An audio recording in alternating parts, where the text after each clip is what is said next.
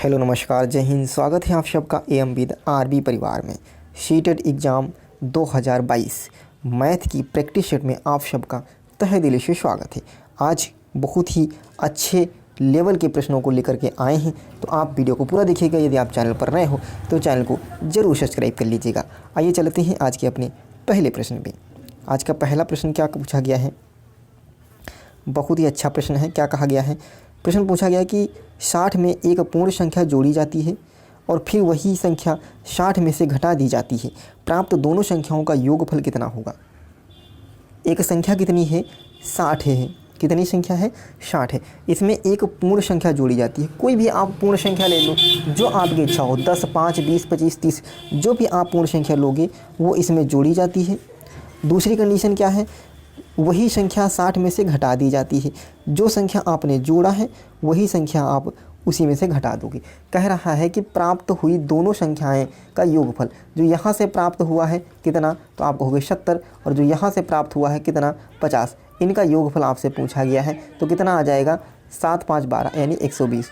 कहने का मतलब क्या हुआ है कि यदि आप जितना उसमें जोड़ रहे हो, कहने का मतलब देखो यहाँ पे क्या है, कह रहा है कि एक पूर्ण संख्या जो जोड़ी जाती है, जितनी जोड़ी जा रही है वही सेम उतनी घटा दी जा रही है ना। जितनी जोड़ी जा रही है, आप जितना भी जोड़ रहे हो उतने घटा रहे हो। यदि आप यहाँ से 100 जोड़ रहे हो तो 100 यहाँ से आप घटा भी रहे हो। कहने का मतलब कोई फर्क नहीं पड़ रहा, आप कोई भी कितनी भी पूर्ण संख्या उसमें जोड़ ले रहे हैं। तो जितना यहाँ से दे रखा है और जितना यहाँ पे दे रखा है, इन्हीं दोनों का योगफल आपका उत्तर होने वाला है। इन्हीं दोनों का योगफल क्या हो जाएगा? उत्तर हो जाएगा। संख्या 60 दे रखी है, संख्या 50 दे रखी होती, संख्या 50 दे रखी होती तो योगफल कितना हो जाता? 100 हो जाता। कितना हो जाता? 100 हो जाता। उसमें आप क्या जोड़ रहे हो फ़र्क नहीं पड़ रहा है। क्यों? क्योंकि जितना जोड़ रहे हो उतना ही घटा रहे हैं। तो यहाँ पर आपका उत्तर कितना हो जाएगा? 60 ही है और 60 ही यानी 120। आपका उत्तर क्या हो जाएगा? 120। क्लियर है? चलो अगले प्रश्न पे बढ़ेंगे। अगला प्रश्न क्या कहा गया है? इस प्रश्न का उत्तर तो आप दोगे कमेंट बॉक्स में। इस प्रश्न का उत्तर आप दोगे कमेंट बॉक्स में। क्यों दोगे? क्योंकि कहा गया है ये जो संख्या लिखी है इसको भैया किससे लिखा जा सकता है? 40,928 लिखा जा सकता है, या 4,07,928 लिखेंगे, 4,79,028 लिखा जाएगा, या 47,928 लिखा जाएगा। तो इनमें से क्या लिखा जाएगा? संख्या देख लो, इकाई, दहाई, सैकड़ा, हज़ार, 10,000, लाख। लाख में है तो ये हज़ार वाला कंसेप्ट पहले चला गया, 47,000। अब दो आपके पास उत्तर बचे हैं, दोनों में लाख लाख है। कह रहा है कि 4,07,000। देखो 4,07,928, तो हमारे हिसाब से तो बी ऑप्शन बिल्कुल सही हो जाएगा। क्यों? क्योंकि 4,79,000, देखो इसमें 79,000 और सैकड़ा का इसमें स्थान नहीं है, तो यानी ऑप्शन बी जो होगा वो बिल्कुल सही जवाब हो जाएगा। क्लियर है? चलो अगले प्रश्न को देख लेते हैं। अगला प्रश्न क्या कहा गया है? निम्नलिखित में से कौन सही है? 1000 के परावर्ती का पूर्ववर्ती 1000 है। तो सबसे पहले आप जान लेते हैं परावर्ती और पूर्ववर्ती किस चिड़िया का नाम है। भैया परावर्ती किसे कहेंगे? परावर्ती और उत्तरवर्ती दोनों एक ही नाम है। चाहे यहाँ लिखे परावर्ती और चाहे वो लिख दे उत्तरवर्ती, दोनों एक ही चीज़ है। इसका मतलब होता है उस संख्या में एक जोड़ देना, उस संख्या में एक जोड़ देना। जैसे हम आपसे कहें कि भैया 99 का परावर्ती बताओ, तो 99 में एक जोड़ देंगे, कितना हो जाएगा? 100। 10 का परावर्ती बताओ तो 10 में एक जोड़ देंगे, कितना हो जाएगा? 11। यानी एक जोड़ करके जो लिखा जाएगा उसी को हम बोलते हैं परावर्ती या उत्तरवर्ती। और पूर्ववर्ती क्या होगा? पूर्ववर्ती का मतलब होता है उनमें से एक घटा देना। जैसे भैया 10 में का पूर्ववर्ती बताओ तो इसमें से एक घटा देंगे यानी 9 बचेगा। पूर्ववर्ती का मतलब क्या हो जाएगा? एक घटा के लिखेंगे। 100 का पूर्ववर्ती बताओ, 100 का पूर्ववर्ती एक घटा के यानी 99 हो जाएगा, है ना। तो यही देखो 1000 का परावर्ती, परावर्ती का मतलब क्या होगा? एक जोड़ेंगे का पूर्ववर्ती, इसका हम एक जोड़ेंगे तो इसमें कितना हो जाएगा? यानी 1001 हो जाएगा, 1001 हो जाएगा इसका परावर्ती। का पूर्ववर्ती, इसका फिर से पूर्ववर्ती निकालोगे यानी फिर माइनस कर दोगे तो फिर पुनः क्या मिल जाएगा? 1000 मिल जाएगा, 1000 मिल जाएगा। तो आपका पहले ऑप्शन क्या हो गया? सही हो गया। आपका पहले ही ऑप्शन सही हो गया। दूसरा भी चेक कर लेते हैं। दूसरा देखो 1000 के पूर्ववर्ती, 1000 का पूर्ववर्ती, तो 1000 का पूर्ववर्ती मतलब एक कम कर देंगे तो कितना हो जाएगा? तो ये हो जाएगा 999। का पूर्ववर्ती, इसका फिर से पूर्ववर्ती करोगे तो कितना हो जाएगा? एक इसमें और माइनस कर दोगे तो कितना हो जाएगा? 998। तो उत्तर कितना आना चाहिए? 998, लेकिन यहाँ दे रखा 999, तो ये वाला तो गलत हो गया। तीसरा देखो 1000 के पूर्ववर्ती, 1000 का पूर्ववर्ती निकालोगे कितना हो जाएगा? 1000 का पूर्ववर्ती हो जाएगा 999। पूर्ववर्ती का परावर्ती, इसका परावर्ती एक जोड़ दोगे यानी 1000 आएगा, लेकिन यहाँ पर लिखा है 1001, तो ये भी गलत हो गया। यहाँ कह रहा है कि 1000 के पूर्ववर्ती, 1000 का पूर्ववर्ती निकालोगे तो 999 यानी एक कम हो जाएगा। का परावर्ती, इसमें एक जोड़ दोगे, परावर्ती का मतलब एक जुड़ेगा तो यह पुनः 1000 मिल जाएगा, लेकिन यहाँ 1002 लिखा तो ये भी ऑप्शन गलत हो गया आपका। तो आपका उत्तर कौन सा सही हो गया? आपका पहला ऑप्शन सही हो गया, पहला ऑप्शन सही हो गया। 1000 के परावर्ती यानी 1001 होगा, का पूर्ववर्ती पुनः 1000 हो जाएगा, यानी ऑप्शन ए जो होगा वो बिल्कुल सही जवाब होगा। क्लियर है? चलो अगले प्रश्न पे चलेंगे। अगला प्रश्न कहा गया है कि निम्नलिखित में सत्य कथन को पहचानना है। क्या ढूंढना है आपको? सत्य कथन को पहचानना है। कह रहा है 100 सेंटीमीटर में 1/100 मीटर होते हैं। तो भैया 1 मीटर में 100 सेंटीमीटर होता है।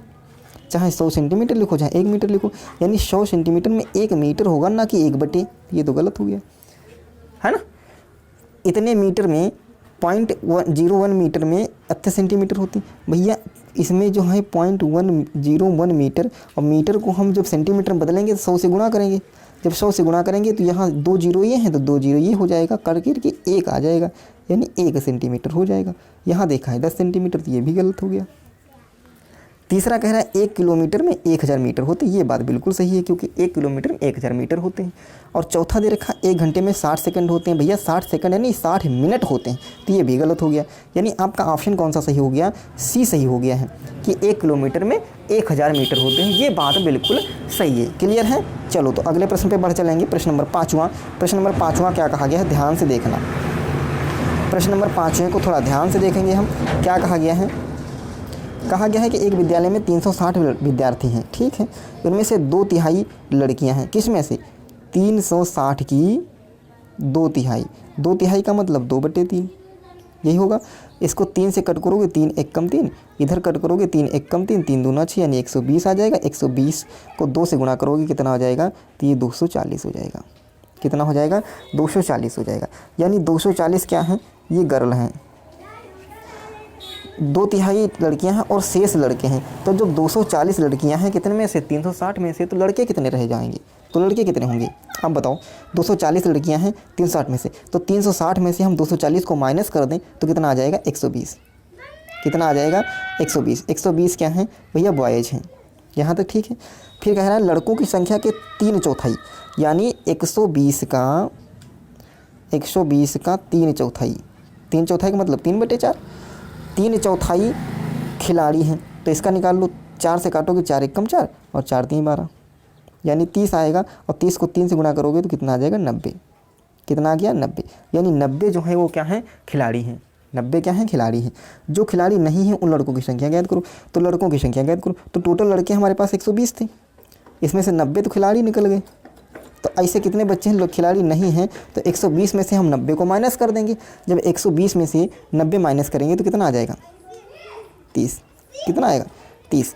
ऐसे 30 बच्चे हैं जो क्या हैं? खिलाड़ी नहीं, यानी ऑप्शन डी आपका बिल्कुल सही जवाब हो गया। क्लियर है? ऑप्शन डी जो होगा वो बिल्कुल सही जवाब हो गया। अगले प्रश्न की ओर बढ़ चलेंगे। प्रश्न नंबर 6। प्रश्न नंबर 6 देखो क्या कहा गया है। प्रश्न नंबर 6 कहता है कि 18 सही 3/4 में कितने चतुर्थांश हैं? चतुर्थांश का मतलब होता है कि ये गोला है, इसके चौथे पार्ट का एक हिस्सा, ये वाला चतुर्थांश होगा। चतुर्थांश का मतलब चौथा पार्ट। तो कहने का मतलब है कि इसको सॉल्व करेंगे 18 सही 3/4 को, इसको लिखोगे तो 18 चौक 72 और 3 75, यानी 75/4 होगा। इसका चतुर्थांश का मतलब क्या होगा? 1/4। तो 1/4 से हम भाग कर देंगे। क्या करेंगे? 1/4 से भाग कर देंगे। कितने चतुर्थांश है? तो 1/4 से भाग कर देंगे। अब इसको 1/4 से भाग करोगे तो 75 को 75/4 और भाग की जगह गुणा लगाएंगे तो संख्या पलट जाएगी, यानी 4/1 हो जाएगा। इस 4 से ये 4 कट जाएगा तो कितना आ जाएगा आपका? 75 आ जाएगा, यानी ऑप्शन बी सही हो जाएगा। कितना आ जाएगा? 75 आ जाएगा। क्यों 75 आएगा? क्यों 75 आएगा? अच्छा, भाग ही क्यों किए?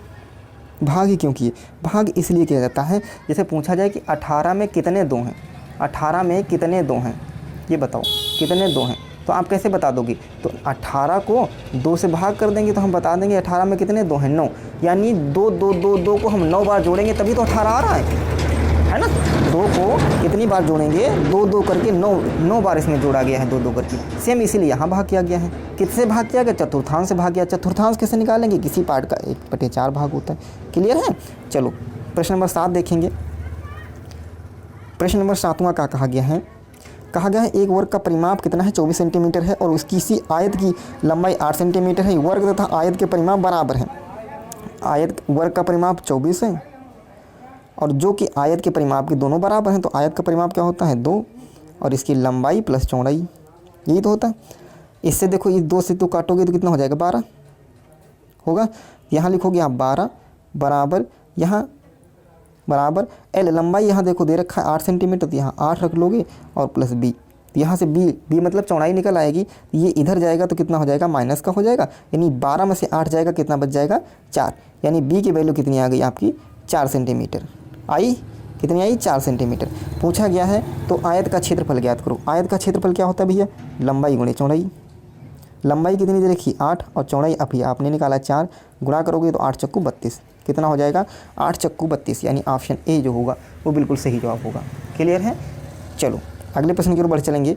प्रश्न नंबर 8।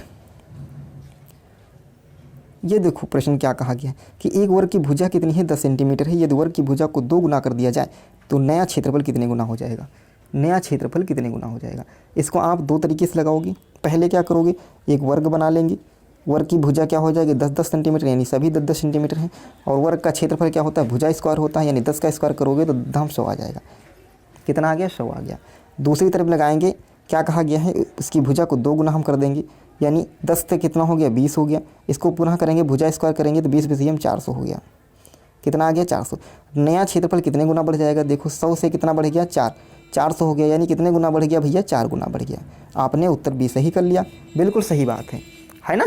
सिंपल यही तरीका रहेगा आपका, या आप इसको इस तरीके से लगा लो, या आप क्या करोगे, यहाँ पर देखो इसका जो क्षेत्रफल होता है क्या होता है, भुजा स्क्वायर होता है। भुजा स्क्वायर होता है हमेशा क्षेत्रफल में जो होगा, जो यहाँ अगला जो जितने गुना भुजा होगी, यहाँ भुजा हमने कितनी गुना किया 2 गुना, तो इसका 2 गुना कर दोगे, यानी 2 का 2 गुना किया तो कितना आ गया 4, तो क्षेत्रफल कितना हो जाएगा 4 गुना बढ़ जाएगा। यदि भुजा यहाँ पर हम कर देते 3 गुना, तो एक का यहाँ पर एक जगह पर कितना रख देते 3 रख देते, तो कितना हो जाएगा 3 का स्क्वायर कर देते तो कितना आ जाता 9, तो आपके कितने गुना हो जाता 9 गुना हो जाता। यदि भुजा कर दें 4 तो कितने गुना क्षेत्रफल बढ़ जाएगा, तो 4 का स्क्वायर कर दोगे, यानी 4 चक्कू 16 गुना बढ़ जाएगा। 5 भुजा रख दें तो कितने गुना हो जाएगा 25 गुना बढ़ जाएगा। क्लियर है। तो यहाँ पर देखो 2 गुना है तो 2 का स्क्वायर करेंगे तो कितने गुना बढ़ जाएगा 4 गुना, यानी ऑप्शन बी सही हो जाएगा। अगले प्रश्न पे देखो, अगला प्रश्न क्या कहा गया है। अगला प्रश्न है भैया, अगला प्रश्न है कि 9 सही 1/9 में कितने 1/9 हैं। तो ये जानने के लिए हम सिंपल भाग ही कर देते हैं। 9 को 9 से करोगे 9 9 81 और 1 82, 82/9 आया। इसको भाग कर देंगे, किससे भाग करेंगे 1/9 से, ठीक है। और जब भाग करते हैं तो भाग की संख्या पलट जाएगी, यानी 82/9, और यहाँ भाग की जगह गुणा करेंगे तो ऊपर 9 हो जाएगा, नीचे 1 आएगा। ये 9 से ये 9 कट गया, आपका उत्तर कितना बचा 82, यानी ऑप्शन बी सही हो जाएगा। क्लियर है, 82 आ जाएगा। तो कैसा लगा आज का सेशन, कमेंट बॉक्स में जरूर बताइएगा। यदि आप चैनल पर नए हो तो चैनल को जरूर सब्सक्राइब करिएगा। थैंक यू, धन्यवाद।